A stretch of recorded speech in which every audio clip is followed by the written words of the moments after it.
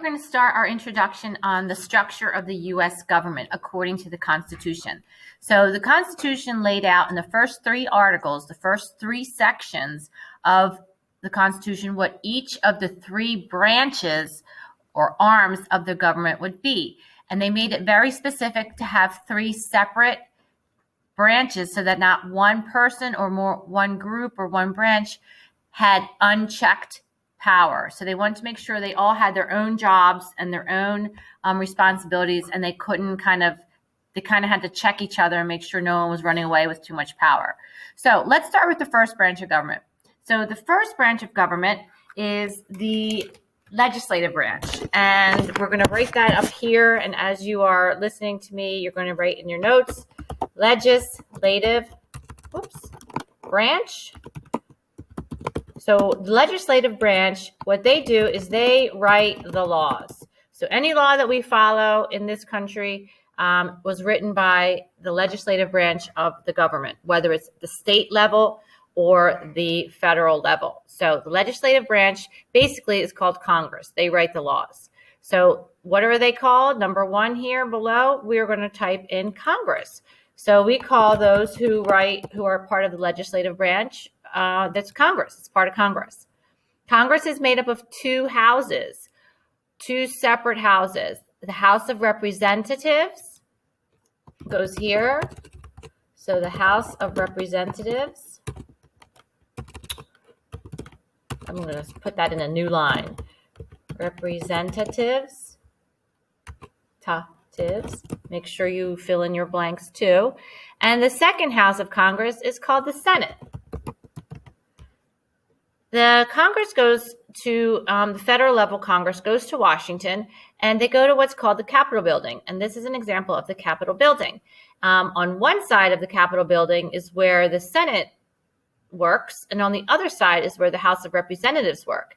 And then every once in a while they meet together at the U.S. Capitol together, where both houses come together.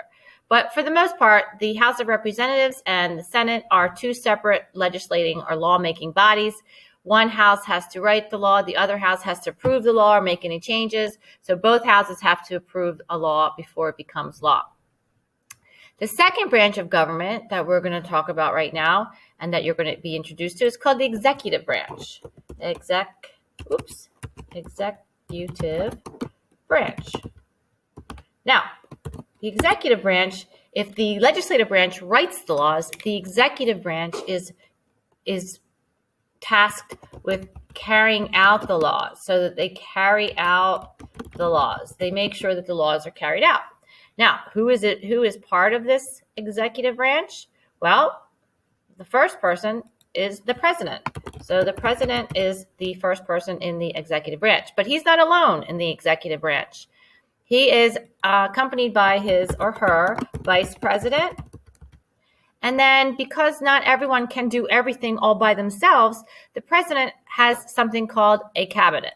And the cabinet is a group of experts in different areas, and they are now going to be called secretaries. So Secretary of State, Secretary of Defense, Secretary of Housing and Urban Development, etc.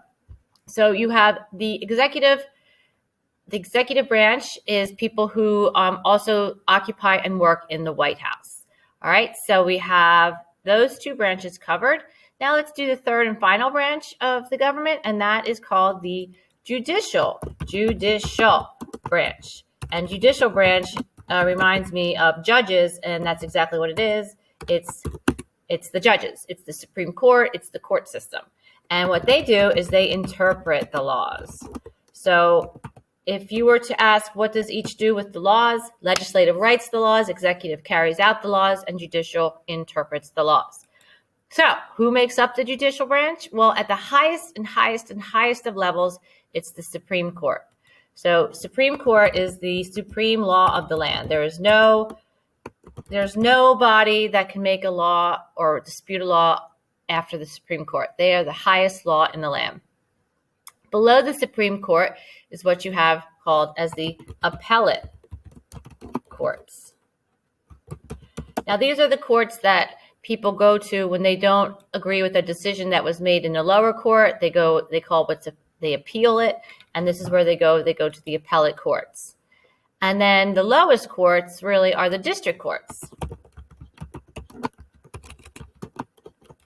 So if there is a case that's heard in the district courts and the judge makes a decision and say the person doesn't like the decision, then they will appeal that decision. They will take it to the appellate courts. Sometimes it goes back and forth between the different appellate courts. Sometimes if people appeal it far enough, it'll end up at the Supreme Court, and then the Supreme Court will have to make the decision.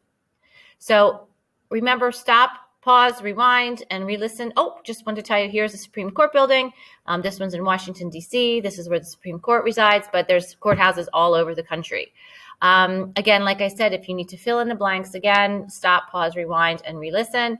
Otherwise, that's it for today's lesson on the structure of the U.S. government.